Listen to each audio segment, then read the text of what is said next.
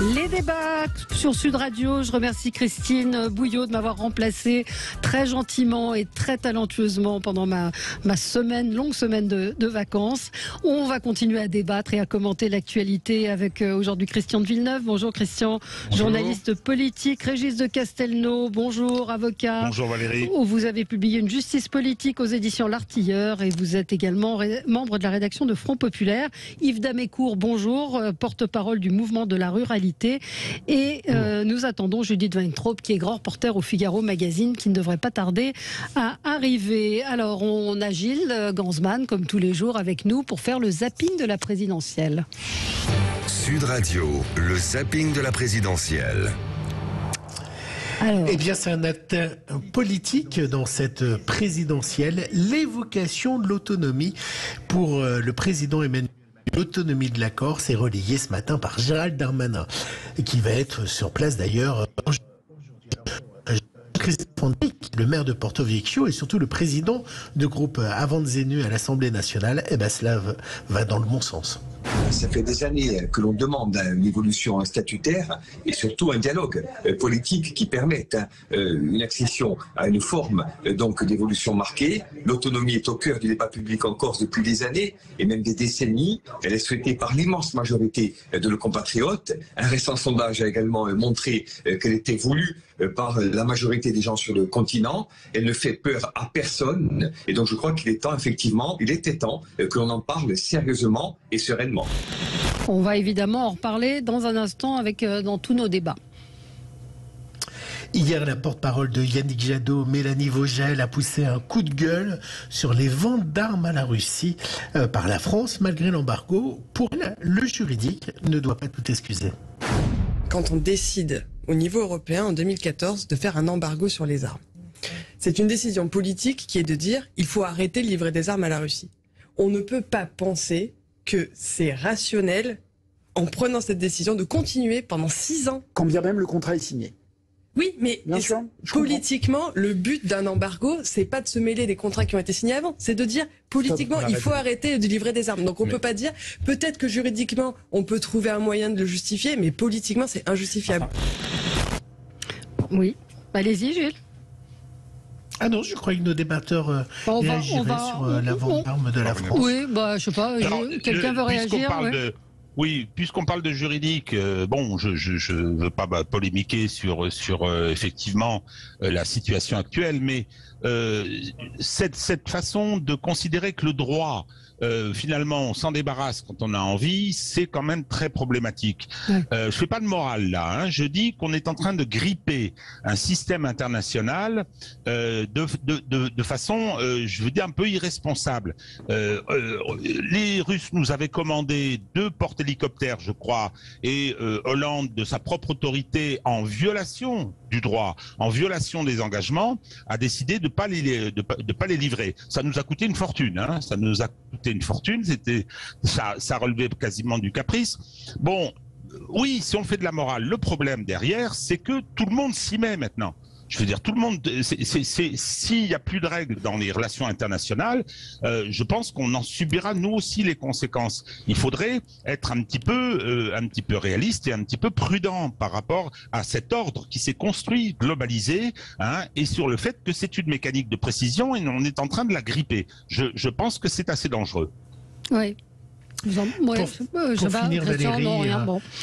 Yves Damécourt, vous vouliez réagir peut-être, non? Non, pas particulièrement. Non, ça ne nous inspire pas vraiment la vente d'armes. C'est compliqué comme sujet, c'est très compliqué. Et finissez, Gilles, pour conclure. Ouais, je vais finir avec un clin d'œil humoristique. Lundi, donc, tous les candidats ont passé leur épreuve, leur présentation, vous savez, dans l'émission de TF1. Alors, ils étaient plus ou moins mal à l'aise. Éric Zemmour n'a pas vraiment réussi, pas tous. Éric Zemmour n'a pas vraiment réussi cet exercice. Et du coup, Quotidien s'en a amusé hier. Ils ont trouvé que ça ressemblait un peu à l'école des fans. Quel âge as-tu? J'ai 63 ans, je suis père de 3 enfants. Tu habites Paris? Je suis né en Seine-Saint-Denis dans une famille modeste. Avec qui tu es venu? Avec des immigrés qui voulaient s'assimiler. Qu'est-ce que tu vas jouer? Je suis donc candidat à l'élection présidentielle. Il a tellement l'air gentil. Et ça se lit tout de suite sur un visage quand les gens sont gentils. Mais tu te mets au piano, tu fais ce que tu veux. Voilà. Tellement impressionné, le loulou, qu'il en a chié sa chanson. Moi, je ne vous trahirai pas. Je ne vous promettrai pas que ce que je peux tenir. Le 10 avril, il nous restera 26 jours. 26 jours avant le 10 avril, des arbres?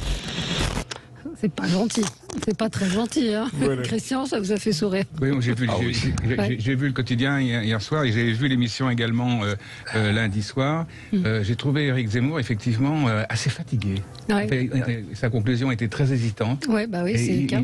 Voilà, et manquant de punch, voilà, tout simplement. Et Judith Weintraub qui arrive sur ses entrefaites. Allez, on va marquer une petite pause. C'est l'heure du journal et on se retrouve dans un instant pour lui permettre de se poser. Merci Gilles, merci beaucoup. Avec vous sur Sud Radio, nous sommes ensemble pour commenter et débattre. Aujourd'hui, Judith Weintraub, grand reporter au Figaro Magazine, Christian de Villeneuve, journaliste politique, Régis de Castelnau, avocat. Vous avez un blog Vue du droit et vous avez publié Une justice politique aux éditions L'Artilleur, et Yves Damécourt, porte-parole du mouvement de la ruralité. Alors évidemment, nous allons parler de la Corse avec l'interview de Gérald Darmanin qui promet l'autonomie. Alors on ne sait pas très bien quels seront les contours, encore que si on lit le programme de Simeoni, on voit à peu près ce qu'il souhaite. On va parler de Gérard Larcher qui s'inquiète de la légitimité d'une réélection sans débat. Enfin, on va plutôt parler d'Emmanuel Macron. Pas de débat, pas de campagne. Est-ce que ce sera un président illégitime s'il est réélu? Et puis augmentation des prix, blocage des raffineries. Est-ce qu'on doit craindre des mouvements sociaux? On en parle, on parle de tous ces sujets avec vous. On commence notre tour de table avec ce qui a retenu votre attention aux uns et aux autres. Allez Régis, on commence avec vous. Bah voilà, hein. C'est que on se dit que je vais être méchant et je vais l'être. Pas du tout. Je pense qu'on en a beaucoup parlé déjà, puisque c'était avant-hier la publication de ces photos grotesques où le président de la République en exercice se met en scène, enfile des vêtements que seuls portent les membres ou anciens membres de ces commandos. J'ai vu une photo avec 2 tués d'ailleurs, de ces commandos, et il prend leur pénétré et surtout il les fait circuler. Je fais 2 observations. Outre que c'est ridicule et qu'il est aujourd'hui la risée de la presse internationale, Zelensky, c'est le comédien qui est devenu président. Macron, c'est le président qui devient comédien. Et c'est meurtrier. Donc, au plan international, c'est humiliant pour nous. Et puis ensuite, il y a un problème moral profond quand même. C'est une tragédie, ce qui se passe en Ukraine aujourd'hui. C'est un événement métahistorique. Et instrumentaliser ça pour se mettre en scène, jouer les kékés dans la perspective de la présidentielle, moi, je suis désolé, je suis profondément scandalisé. Voilà. Mais je dois être un vieux con, parce que je pense qu'il y a une dignité de la fonction qui n'a pas été respectée. Oui, non, mais on peut s'interroger. On a des vieux routiers, de la politique. Que vous en avez pensé quoi, Judith, de ces photos? Pas mieux. Pas mieux que Régis, je suis d'accord. Mais est-ce qu'il prend les Français pour des cons, pardon de parler comme ça, en se disant qu'ils vont être sensibles à ce type de photos et qu'on va croire qu'effectivement, il n'est pas rasé, il n'a pas le temps de se raser, il n'a pas dormi de la nuit? Est-ce que les gens peuvent y croire? Ses fans, certainement. Emmanuel Macron a quand même des fidèles et d'amoureux. Oui. Qui se distinguent d'ailleurs par une certaine excitation et une certaine agressivité dans leur communication sur les réseaux sociaux, et ça doit plaire à cette bande-là. Christian? Oui, enfin, j'ai rien, pas grand-chose à ajouter, sinon c'est de la très mauvaise com. Et puis effectivement, c'est toujours ce président qui est extrêmement arrogant et qui frôle le mépris, parce que envoyer de tels messages, fondamentalement, personne n'y croit. Oui, c'est très narcissique aussi. Il s'adore complètement. Il s'aime beaucoup. Les photos sont très belles graphiquement, on ne peut pas dire autre chose, mais est-ce que quel sens a Yves Damécourt? Mais moi, j'ai toujours soupçonné Emmanuel Macron d'avoir appris la politique en regardant House of Cards. D'ailleurs, c'est la jaquette de House of Cards qui a inspiré la photo officielle du président de la République, puisqu'il se tient exactement comme le président Underwood dans le salon ovale de l'Élysée, assis sur son bureau, les deux mains de chaque côté, etc. Donc là, maintenant, il est inspiré par Volodymyr Zelensky, donc il le jalouse parce qu'il se présente en treillis, pas rasé, devant les journalistes. Il se dit, tiens, là, il y a un coup à jouer. Et donc maintenant, voilà, c'est un... Je ne sais pas quel observateur politique disait il y a quelques semaines que le président Macron, parfois, donnait l'impression d'être un adolescent en politique. Mais franchement, c'est vraiment l'impression que ça donne. Le sweatshirt vraiment d'ado, je ne sais pas si autour de vous, des gens de 40 ans portent ce genre de truc. C'est vrai que c'est une tenue d'adolescent. Non ? Oui, puis surtout celui-là. Oui, c'est vrai que vous avez raison. Attendez... Les gars, ils vont se faire tuer. Enfin, ceux qui le portent, ils risquent leur vie. Et lui, il est enfermé dans son bureau. Là, tout est mis en scène, y compris que sur la photo de la pièce, on voit qu'il y a comme tout est posé. Hein, les trois personnes qui sont là, il y a quelqu'un qui est dans une chaise roulante, ce que je trouve très bien. Hein, mais tout ça, il manque pas un bouton de guêtre. Madame, elle s'appelle de la Moissonnière, je crois. Hein, c'est ça. Non, c'est la photographe. C'est la photographe, oui. La photographe, qui prend les photos. Et qui est toute contente, elle les met tout de suite sur les réseaux. Hein. Alors, mais enfin, elle ne les met pas toute seule sur les réseaux. Je pense que ça passe par un certain nombre de filtres. Ce qui est étonnant, c'est qu'il n'y a pas de procès en insincérité de Macron. Si. Oui. Ah si, en permanence.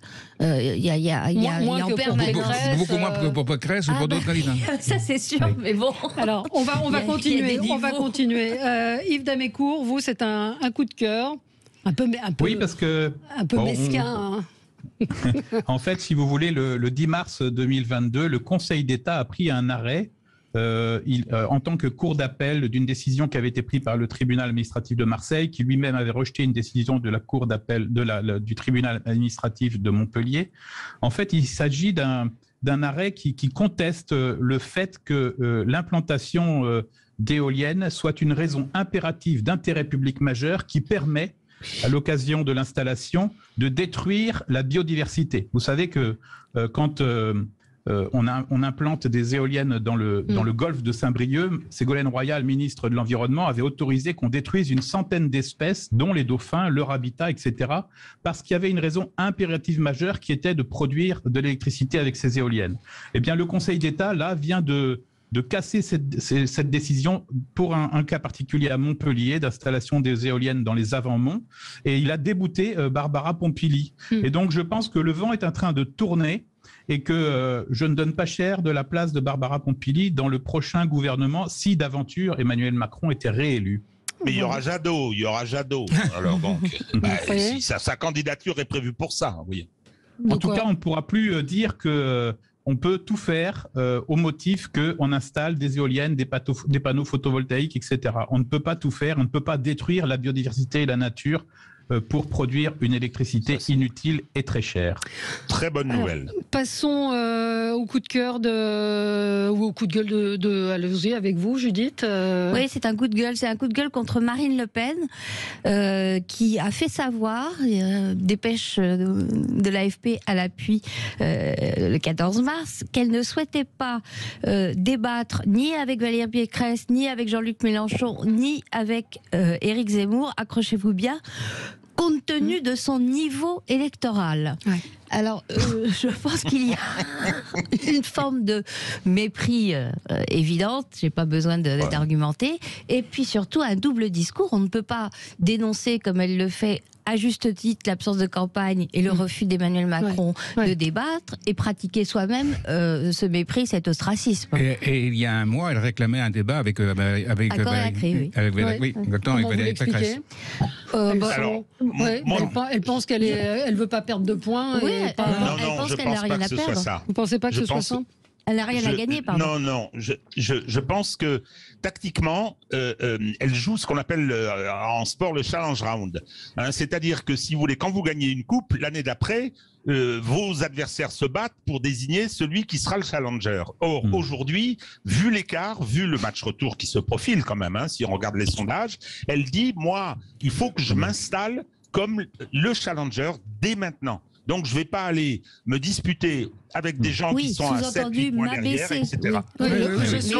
ABC, non, mais c'est vrai que c'est très déplaisant, je suis bien d'accord, c'est très déplaisant, mais je pense que c'est ce calcul tactique, c'est-à-dire dire, voilà, maintenant c'est le deuxième tour qui est en cause, hein, et c'est là-dessus qu'il faut travailler. Oui, mais c'est vrai, mais elle valide le mépris de Macron. Complètement. On va sûrement parler. Tweet d'Éric Zemmour il y a quelques minutes. Attendez, je vous donne la parole, Yves Damécourt.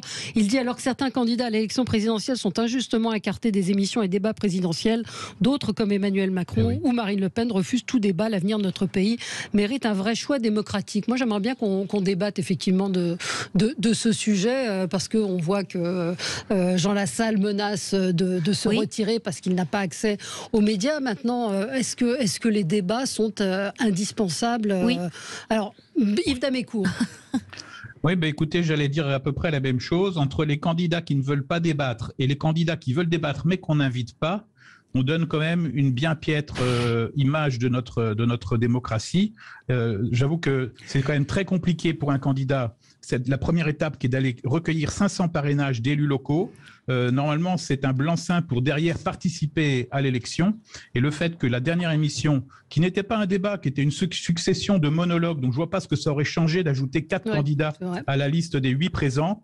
D'autant qu'aujourd'hui, dans les sondages, on voit que Jean Lassalle est ex-aequo avec Anne Hidalgo. Donc je vois pas pourquoi Anne Hidalgo est invitée et pas Jean Lassalle. D'ailleurs, j'ai vu sur Twitter aujourd'hui que le scoop, c'était que le prix du gasoil avait dépassé Anne Hidalgo dans les sondages.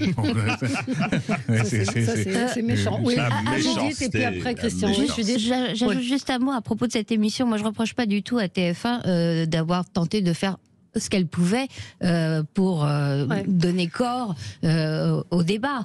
À mon avis, c'est un échec. C'est un échec parce qu'Emmanuel Macron a été interviewé en président. Exactement. Quand bien même Gilles Boulot a essayé de lui dire c'est au candidat que je parle, c'est le candidat Emmanuel Macron qui s'exprime. C'était absolument impossible pour le journaliste de se mettre à la place d'un concurrent d'Emmanuel Macron.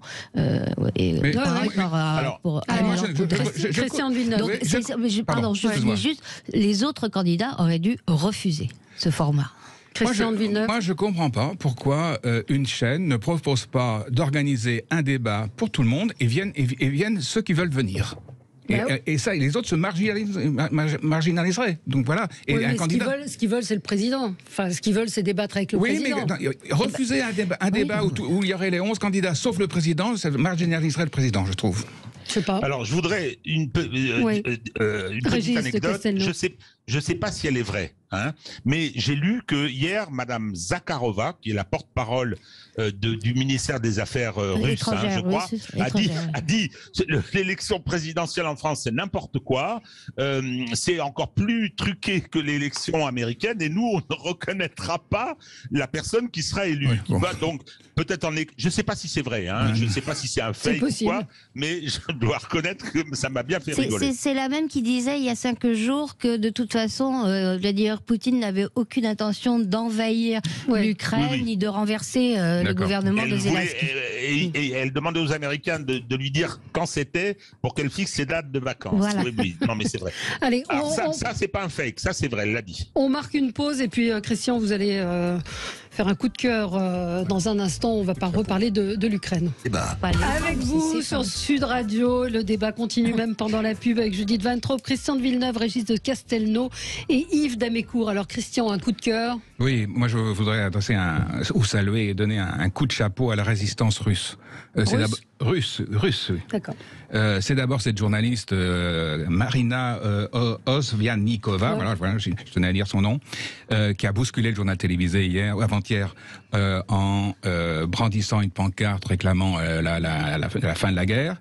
C'est aussi, et ça on n'en parle peut-être pas assez, c'est des milliers de manifestants en Russie qui, malgré la répression extrêmement sévère et les risques encourus, continuent à manifester et à protester contre cette guerre.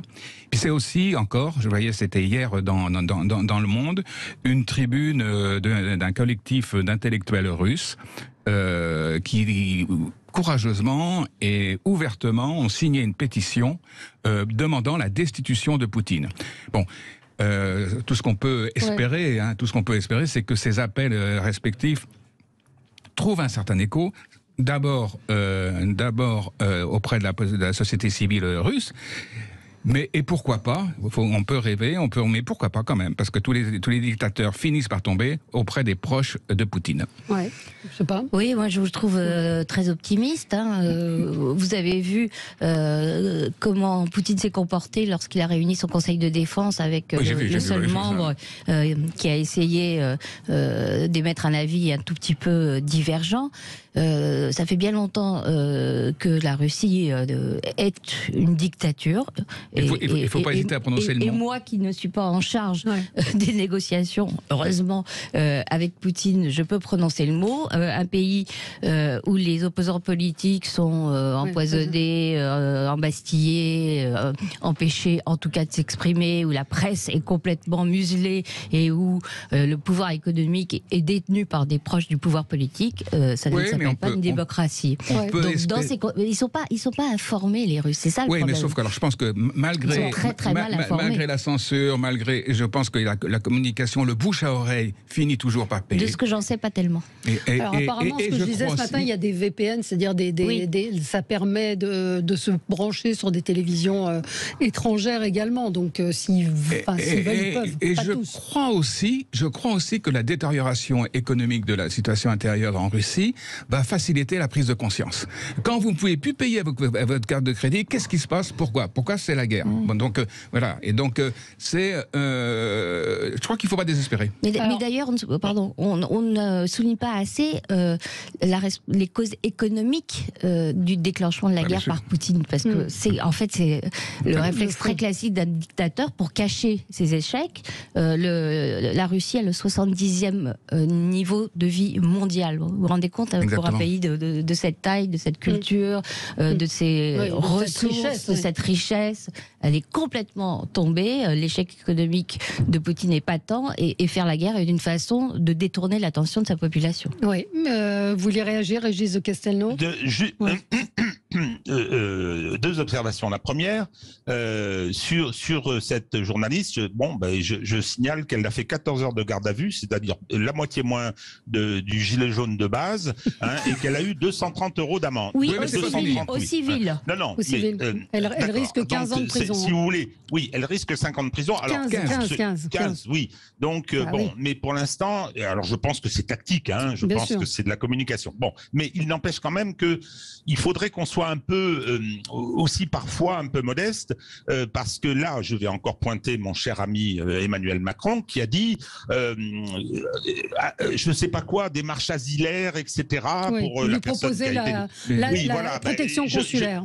En revanche, il l'a jamais proposé à Assange, qui est en détention et qui risque 175 ans de prison pour avoir dit la vérité. Alors, on peut pas proposer à tout le monde. Ça c'est vrai. Il vaut mieux le proposer. Il vaut mieux ne pas le proposer à celui qui risque le plus et dont la dimension symbolique, toutes les organisations de journalistes internationales et tout prennent parti pour lui. Bon, enfin, toujours est-il. En ce qui concerne ce qui se passe en Russie, je parle de l'opinion publique. Moi, j'essaye d'avoir des échos, j'ai quelques capteurs, etc. Donc, effectivement, on a une césure entre les métropoles, les villes, où il y a des couches moyennes qui sont avec la globalisation assez informées, mais il y a également la partie, un peu comme en France d'ailleurs, la Russie périphérique, et qui n'est absolument pas sur ses bases. Et on retrouve d'ailleurs ce clivage. Je note également que le premier parti d'opposition à Poutine, à la Douma, etc., c'est le Parti communiste, et qu'il est encore plus guerrier que Poutine sur cette affaire. Les autres partis n'existent quasiment pas. C'est Russie Unie et le Parti communiste. Donc, je pense qu'il ne faut pas se faire d'illusions, y compris sur la situation économique, parce que nous, on va souffrir aussi. Mais ça c'est sûr. Mais Olivier dit la même chose que vous. L'héroïne a eu 250 € d'amende. Quelle infâme dictature. Ici, les Gilets jaunes ont eu de la garde à vue préventive. Je ne sais pas si c'est tout à fait... comparaison très malvenue. Une comparaison n'est pas raison, mais il faut faire attention. On part dans tous les sens, etc. Non, c'est pas dans tous les sens. Si vous voulez, je termine là-dessus. Je veux dire qu'il y a une espèce dans nos élites, une espèce de délire guerrier qui s'en rappelle. Rappelez-vous des trucs de Xavier Gorce, les pianistes, les jeunes pianistes qu'on fout dehors, Dostoïevski supprimé des universités. Non, mais ça c'est complètement mais ça, c'est autre débile. chose, bien sûr. Non, c'est la même chose. Faudrait se calmer. Non, c'est faudrait qu'on se calme. Yves Damécourt. Non, moi je suis inquiet par tout ça. Je suis inquiet par tout le processus que l'on a suivi. Je pense que la France a quelques responsabilités dans la situation que l'on vit aujourd'hui, notamment parce qu'elle était chargée de faire respecter les accords de Minsk 1 et 2, et qu'on ne l'a pas beaucoup entendu sur ce sujet-là, et qu'aujourd'hui, plutôt que de pérorer et de se montrer en chef de guerre, le président Emmanuel Macron ferait preuve peut-être d'humilité en expliquant qu'il est co-responsable de la situation dans laquelle nous sommes. Alors ça veut quand même pas les chars français. Ça risque pas. Hein. Non, c'est pas pour ça que il faut pas condamner bien sûr l'agression de la Russie sur l'Ukraine, et qu'il faut pas encenser les résistants sous toutes leurs formes, à la fois en Ukraine et en Russie, et le travail qui est fait par eux est digne de courage. Je ne suis pas sûr qu'il y aurait beaucoup de troupes en France pour s'engager comme ils le font, et donc moi je leur tire mon chapeau. Bon, on va marquer une pause, on va parler du sujet du jour, la Corse, l'autonomie de la Corse. On y revient dans un instant et vous pouvez évidemment réagir 0826 300 300, à tout de suite. Les débats avec vous, l'actualité, le sujet aujourd'hui, revenons en France, c'est la Corse. Ce sont les déclarations de Gérald Darmanin qui se dit prêt, qui affirme que le gouvernement se dit prêt à aller jusqu'à l'autonomie. C'est une réponse aux tensions qui agitent la Corse depuis l'agression d'Ivan Colonna. On ne sait pas très bien exactement ce que recouvre ce principe d'autonomie. C'est-à-dire que le gouvernement... Tout sauf le régalien. Tout sauf le régalien, c'est ça, l'armée, police, justice, mais ça veut dire quoi là? Ça veut dire lever l'impôt. Ça veut dire lever l'impôt, ça veut dire la langue. La langue officielle. La préférence corse. La préférence corse, ça veut dire beaucoup de choses. Ça veut dire aussi des lois sur le logement, ça veut dire plein de choses. Peut-être déjà parler de la forme, c'est-à-dire que c'est un sujet, c'est Sophie de Menton qui a tweeté en disant ça fait 30 ans qu'on parle de ce sujet, et là, à un mois des élections, le pistolet sur la tempe, c'est là qu'on donne cette réponse. Alors d'abord, je pense que s'il a lâché le mot autonomie, c'est pas un hasard, c'est qu'effectivement, ils ont, je crois, beaucoup de mal à contrôler la situation actuelle, et dans laquelle avec la violence qui se déploie presque tous les jours dans les rues d'Ajaccio ou de Corse. Et donc ça, c'est bon. Je pense que c'était un peu acculé que à mon avis, Darmanin lâche le mot. Après, on ne peut que regretter que ce débat se déroule dans l'urgence de la campagne présidentielle. Donc on va Ça veut dire que c'est la violence qui gagne. Écoutez ce que disait Bruno Retailleau ce matin sur Sud Radio. On ne négocie pas le pistolet sur la tempe. On ne peut pas proposer l'autonomie alors qu'il y a des émeutes, alors que on accuse l'État d'un crime. Bien sûr qu'il y a une faute de l'État, grave. Pour ce qui s'est passé pour Ivan Colonna, avec cette tentative d'homicide, d'assassinat. Mais très franchement, c'est un chantage qu'on accepte, et proposer cette autonomie en pleine violence, c'est quelque part légitimer la violence. Je l'ai vécu, moi, à Notre-Dame-des-Landes. Et je pense que ce pouvoir, ce gouvernement et surtout ce président de la République a un vrai problème d'autorité avec l'autorité. Oui. Je ne sais pas si on peut aller jusque-là, mais en tout cas... Il a entièrement raison. Et puis, il y a aussi un problème de constance de la part d'Emmanuel Macron. Sur combien de sujets encore va-t-il changer radicalement de position ? Je rappelle sur le nucléaire, dans la fameuse émission de TF1, il a assuré la bouche en cœur que jamais de la vie il n'avait changé d'avis sur le nucléaire. Il a juste complètement tourné le dos à ce qu'il avait fait tout au début de son quinquennat, puisque maintenant il considère que le nucléaire est le moyen de l'indépendance et de la souveraineté énergétique de la France. Alors là, c'est la Corse. En 2018, il y était allé, il avait clairement fermé la porte à toute négociation pouvant conduire à l'autonomie. Il avait promis, je crois, d'inscrire le peuple corse dans la Constitution, la réforme qui n'a jamais eu lieu d'ailleurs. Pardon ? Oui, c'était Jospin. Non, c'était Macron quand il était venu. Macron aussi, oui, peut-être. Oui, je suis sûre. Quand il était venu en Corse, il avait promis de changer la Constitution pour inscrire symboliquement l'existence de la Corse dans la Constitution. Mais la réforme n'avait jamais eu lieu. Et le faire dans ces conditions-là, c'est évidemment absolument intolérable. Il faut voir ce que sont les manifs. Ce sont les fameuses bombes agricoles avec des clous, des bouteilles d'acide jetées sur les forces de l'ordre. C'est la réponse à l'agression d'Ivan Colonna. C'est ça la question. En rien en plus, mais il faut dire que depuis 5 ans que les indépendantistes et autonomistes sont au pouvoir, la situation s'est pas tellement améliorée. Il y a une grosse bagarre entre Gilles Simeone, qui est le patron de l'exécutif corse, et les indépendantistes de Talamoni.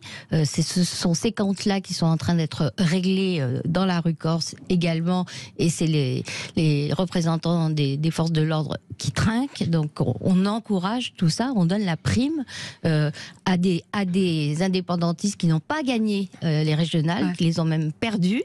Donc on leur donne devant la violence.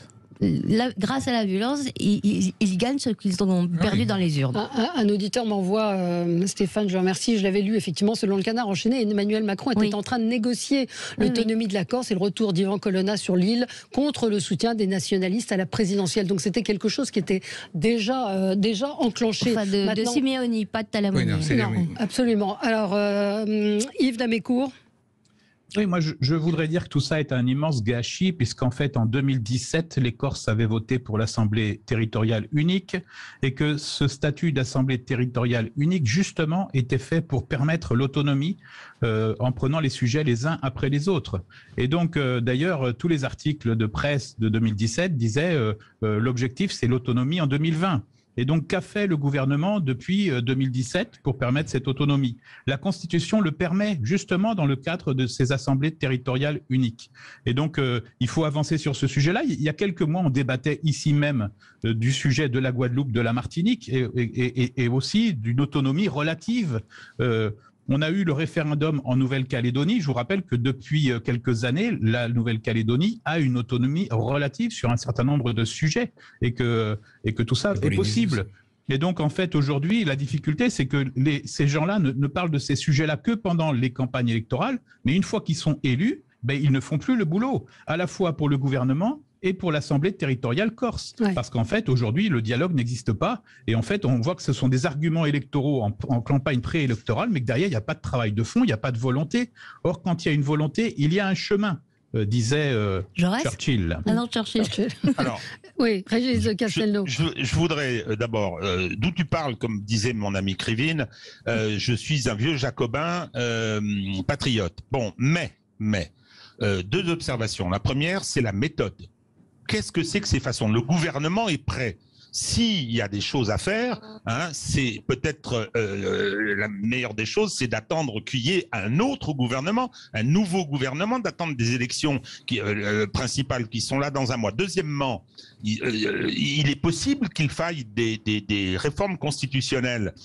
Et on claque des doigts. Qu'est-ce qu'il représente aujourd'hui, Darmanin? Qu'est-ce qu'il représente? Qui dit qu'il ne va pas être battu? Enfin, son candidat, il parle pas tout seul, il parle pas en son nom. Il représente dit le gouvernement. Mais le gouvernement, mais pour l'instant, tu as 3 semaines de vie politique en tant que ministre de l'Intérieur d'assurer. Oui, mais il y a une urgence, à régler. La manipulation,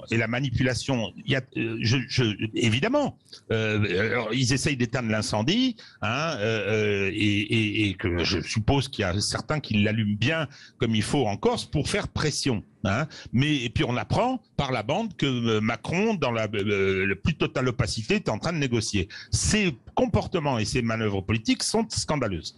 Sur le fond, il faudrait qu'on finisse par regarder les choses en face. Yves a rappelé, nous avons tout un territoire insulaire qui a des statuts différents. Si vous prenez Guadeloupe et Martinique, ils n'ont pas le même statut. Ce sont, vous savez, des régions monodépartementales. Il y en a qui ont choisi l'Assemblée unique, Martinique, et la Guadeloupe, non. La Réunion, elle est très attachée. À un moment, on a voulu faire 2 départements, ils ont dit non, etc. Ne parlons pas de Mayotte, etc. La Corse est particulière. Moi, il se trouve que j'ai travaillé sur le problème de la spéculation immobilière en Corse. On avait essayé de trouver des solutions pour permettre l'accès, parce qu'il y a une spéculation, vous imaginez, c'est tellement beau la Corse, c'est tellement magnifique. On avait essayé de travailler pour trouver des méthodes permettant aux Corses de revenir chez eux et d'accéder à la propriété immobilière. On se heurtait à un certain nombre d'obstacles juridiques, y compris constitutionnels. Et dans les études comparatives qu'on a faites, on a constaté qu'en Europe, dans les pays scandinaves en particulier, il y avait plein de statuts particuliers, les Féroé, des îles, alors je les ai pas toutes en mémoire. Mais Régis, tout le monde est d'accord pour dire qu'on peut discuter tout. Je crois qu'autour de ce plateau, personne n'est fermé sur aucune évolution. Judith, c'est pas sûr, parce que moi je vois la presse ce matin, l'article 1er, la République indivisible, etc. On va voir arriver effectivement. Je trouve que ils sont encore très très présents. Personnellement, je suis favorable. Et puis les résultats électoraux sont là. Les indépendantistes peut-être pas, mais les autonomistes, ils sont désormais relativement majoritaires, y compris et surtout dans la jeunesse.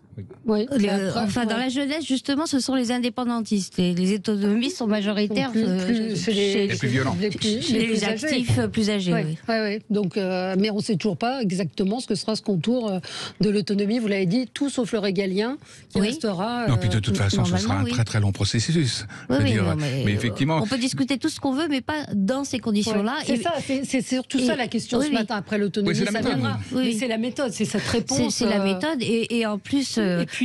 La comparaison faite par Gérald Darmanin ce matin, qui moi m'a beaucoup choquée, entre la tentative d'assassinat perpétrée contre Yvan Colonna et l'assassinat de Samuel Paty. Il a dit dans les deux cas. Alors je crois qu'il y a une phrase pour dire tout n'est pas comparable, mais dans les deux cas, il s'agit de terrorisme. Dans tous les cas, dans tous les cas, c'est extrêmement choquant de faire de Colonna un martyr. Oui. Même si l'État français a commis une faute gravissime. Et il n'y a eu aucune sanction pour l'instant. Non, aucune sanction.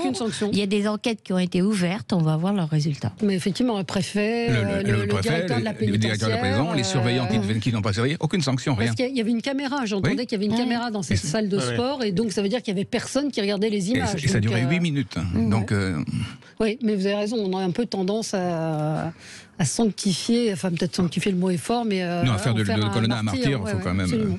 Mais on est d'accord pour dire que ce n'est pas. Non, puis je sais pas ce qu'il peut promettre Darmanin là. Donc, une fois qu'il a prononcé le mot autonomie. Parce qu'en plus, psychologiquement, c'est d'arriver à des négociations en ayant déjà donné ce qu'il va donner. Ils vont demander plus, non? Je sais pas, je vois pas la sortie là. Non, écoutez, on verra. C'est un jeu très dangereux. Ouais. Très. Allez, petite pause et puis on va parler de cette petite phrase de Gérard Larcher qui estime que le président candidat Macron tente d'enjamber la campagne présidentielle et qui ça pose la question de la légitimité du gagnant. À tout de suite sur Sud Radio. Les débats d'actualité sur Sud Radio. On revient sur cette déclaration. Hier, c'est une interview que Gérard Larcher a accordée au Figaro. Il s'interroge sur la légitimité du président élu sans campagne. C'est vrai que le président a décidé de ne pas débattre. Le président du Sénat lui estime que ce président candidat Macron tente d'enjamber la campagne présidentielle. Écoutez la réponse de Julien de Normandie, ministre de l'Agriculture et directeur de la campagne d'Emmanuel Macron. Gérard Larcher, ses propos sont irresponsables. Pourquoi ? Parce que Gérard Larcher est la deuxième personnalité de l'État. C'est le président du Sénat. C'est un garant de notre démocratie. Et Gérard Larcher essaye de faire courir une petite musique qui serait un procès en illégitimité dans le cas où le président de la République actuelle, Emmanuel Macron, serait réélu, au motif que la campagne n'aurait été pas suffisamment faite. Il dit pas ça, il le dit dans... il dit pas qu'il serait un président illégitime, il dit juste il n'y a pas de campagne. Non, il le sous-entend dans ses propos, et c'est la deuxième fois qu'il le dit, Léa Salamé. Et pour moi, c'est irresponsable. Voilà, parce que c'est irresponsable. Moi, je trouve que c'est une faute. La faute est qui de Gérard Larcher. Je cite la phrase de l'interview donnée au Figaro. S'il n'y a pas de campagne, la question de la légitimité du candidat, du gagnant se posera. Donc il n'y a aucune ambiguïté. Il dit qu'effectivement le président de la République veut être élu sans jamais avoir été réellement candidat, sans campagne, sans débat, sans confrontation d'idées. Donc c'est pas un sous-entendu. Il y a un vote.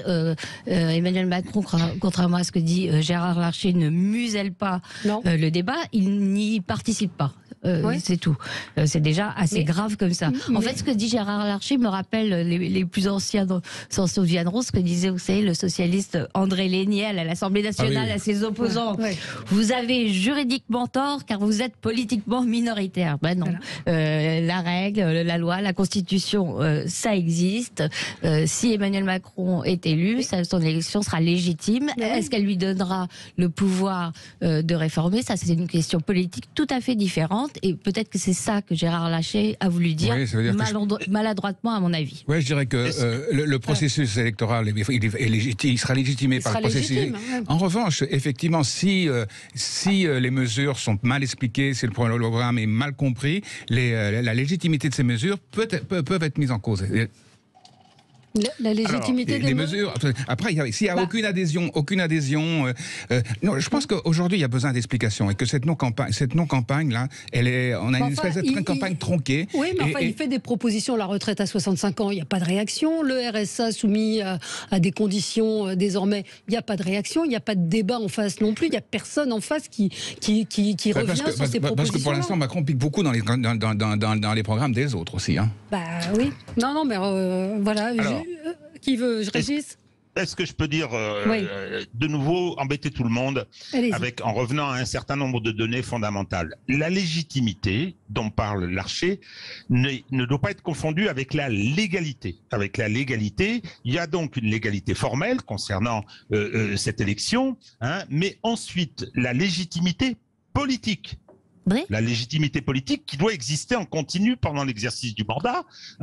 Cette légitimité politique se déduit et la conséquence de ce qu'on appelle une donnée fondamentale en droit, qui est la sincérité du scrutin. La question de sincérité du scrutin s'analyse, la jurisprudence est assez importante, et donc par conséquent, l'absence de campagne, je considère que on nous renvoie au match retour et que c'est une fatalité dans cette élection. Et par conséquent, cette campagne, je crois qu'elle a lieu et elle aura lieu. Je suis moins sévère sur là-dessus. Bon, le refus de Macron est désinvolte, il est méprisant, etc. Il veut enjamber. Moi, je trouve ça dangereux dans la mesure où je rappelle quand même que toutes les élections intermédiaires se sont faites à 15% des inscrits, ce qui est calamiteux pour notre démocratie. On peut pas dire désaccord avec Frédéric Dabi chez vous, Valérie, souvent, sur la légitimité politique ensuite. Regardez celle d'Anne Hidalgo, les merveilleuses. Donc, le problème, il ne faut pas négliger cet aspect des choses. La légitimité se déduira de la sincérité de scrutin.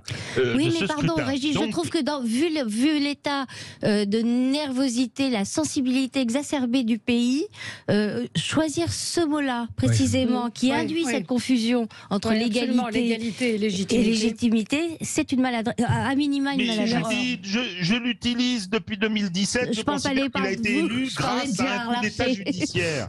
J'ai écrit 600 pages pour le démontrer. Je parlais de Gérard Larcher. On parle de Gérard Larcher. Oui, non, mais moi je le dis, urbi et orbi, j'ai eu un certain nombre de lecteurs pour expliquer que Emmanuel Macron a été élu, cerise sur le gâteau du processus, a été élu grâce à un coup d'état judiciaire. Bon, très bien, c'est mon opinion, j'oblige personne à la partager, donc le terme de légitimité, il est essentiel. Oui, Yves Damécourt.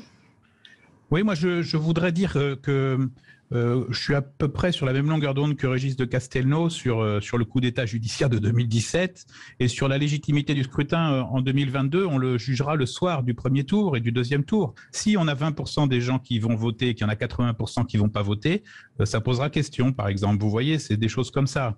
Maintenant, que Gérard Larcher utilise ces termes-là, quand on sait le manque de débat, qui régit l'élection du président du Sénat, je trouve que c'est pas forcément le bon personnage pour mener cette accusation, parce que c'est vraiment une élection où il n'y a aucun débat. Ouais, ça n'empêche pas d'être légitime, Gérard Larcher, et d'être le deuxième président, le deuxième personnage de l'État. Pour avoir suivi de très très près, pas la dernière mais l'avant-dernière élection, je crois. Si, il y avait eu de très vifs débats entre Larcher, Longuet. Mais la légitimité, je reviens un petit peu sur ce que vous dites, Régis, la légitimité, si les Français vont pas voter, ça veut dire quoi? Oui, mais attendez, après, Valérie, il faut gouverner. Il va falloir prendre des mesures. On va se retrouver avec on va se retrouver avec une crise sociale sur crise sociale qui seront déjà avec. Attendez, moi je suis en province. Je veux dire les conséquences de l'augmentation du fuel, les conséquences de l'augmentation du blé qui arrivent. On va avoir une crise alimentaire majeure. Qu'est-ce qu'un débat changerait? Je me fais l'avocat du diable. Qu'est-ce qu'un débat changerait? On place le débat comme étant l'alpha et l'oméga de la démocratie? Non. Le débat.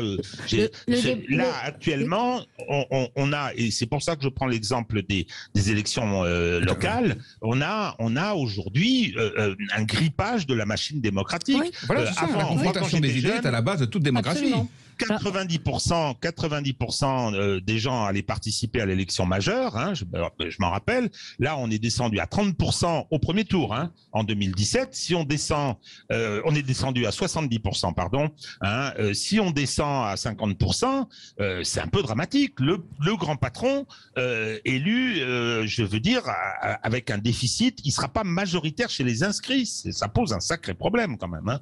Oui, mais enfin, bien sûr que la façon dont Emmanuel Macron fait, ou plutôt ne fait pas campagne, pose un sacré problème, ne serait-ce que la façon dont demain il va présenter ses propositions. Ce sera dans le cadre d'une conférence de presse, dit-il, d'un débat avec... Non, il appelle ça un débat avec les Français. Je suis désolée, les mots ont un sens. C'est pas une conférence de presse du président, on l'a vu pendant la crise des Gilets jaunes, n'a rien d'un débat. Non.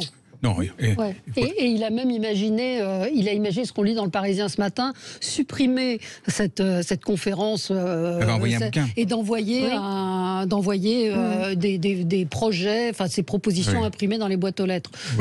Son premier débat avec les Français à Poissy était quand même pas particulièrement ridicule. Oui.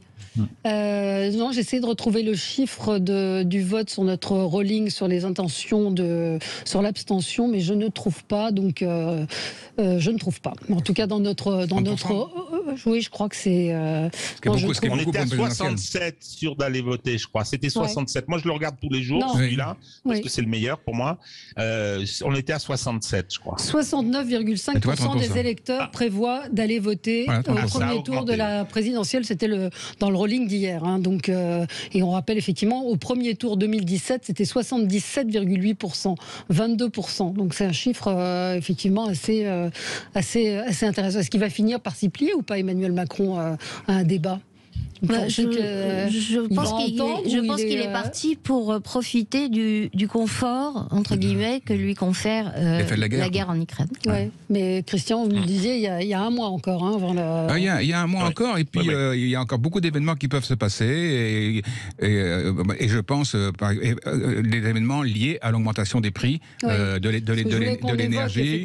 Regardez ce qui se passe à Lorient. Est-ce que ça peut faire tache d'huile? Il faut faire très attention.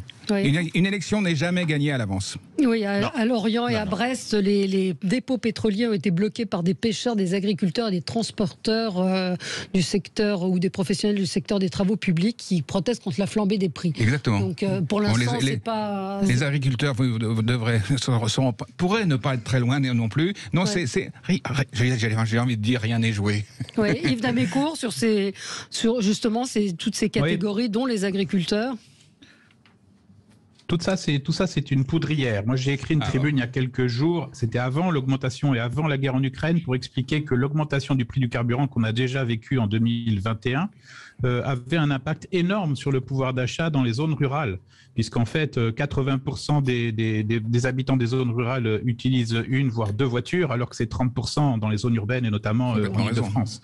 Et donc, tout ça, c'est l'équivalent de 400 € par an. C'était l'équivalent de 400 € par an d'après l'INSEE en 2021. Alors imaginez aujourd'hui ce que ça représente.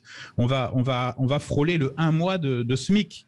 Pour le coût de l'augmentation de l'énergie, des matières premières, du blé, du pain, etc. sur le pouvoir d'achat dans les zones rurales, qui sont celles que nous on analyse et qu'on analyse le plus parce qu'on vit dans les zones rurales.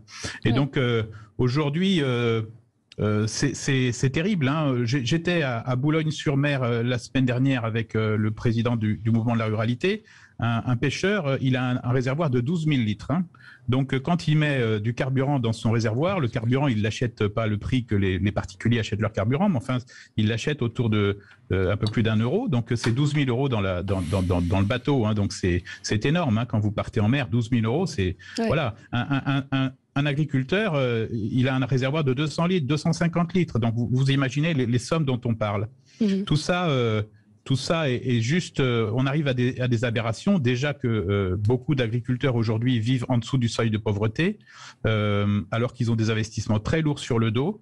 Et donc oui, il y a un mécontentement. Alors il y a une résignation parce que les gens effectivement observent et disent oui, ok, c'est suite à un conflit en Ukraine. Et on comprend bien qu'il faut mettre des sanctions. Oui, sauf que ça avait commencé avant, oui. Oui, mais ça avait commencé avant. Sauf que... Et aujourd'hui, tout le monde est très inquiet et on est sur une poudrière. Alors, il faudrait mieux que les élections présidentielles se passent bien et que derrière, on puisse engager un certain nombre de mesures. Mais le discours du président qui est dit on va vous proposer un programme de résilience, à mon avis, c'est pas le discours que les gens ont envie d'entendre. Ils ont envie d'entendre un président dire comment est-ce qu'on va se sortir de là, comment est-ce qu'on va développer notre économie, comment est-ce que malgré tout on va encourager la souveraineté alimentaire qui n'existe plus en France, hein, parce qu'en fait le problème de tout ça, c'est que la guerre contre le coronavirus, puisqu'on a appelé ça une guerre, nous a montré qu'on était dépendant de la Chine sur un certain nombre de produits électroniques, etc. Et maintenant la guerre en Ukraine nous apprend qu'on est dépendant de la Russie et de l'Ukraine sur un certain nombre de matières premières et notamment de l'énergie. Et donc les gens disent on est en train de perdre pied, quoi. Ouais. Christine Bouillon me signale, et que je profite pour remercier à nouveau de m'avoir remplacé, blocage depuis ce matin au nord de Toulouse également.